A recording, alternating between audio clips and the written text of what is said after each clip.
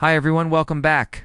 In today's video, I'll show you how to automatically translate WhatsApp messages so you can easily chat with anyone, no matter the language.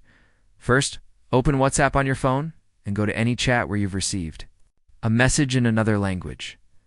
Now, tap and hold down on the message you want to translate. On the top bar, tap the three dots on Android or tap the small arrow options on iPhone. From the menu, choose Translate. If you don't see this option, WhatsApp may ask you to enable translation first. Just follow the on-screen prompt, and it will connect with Google Translate on Android or iOS Translate on iPhone. Once it's enabled, the message will instantly appear in your preferred language right inside WhatsApp. You can also tap See Original if you want to view the message in the original language again.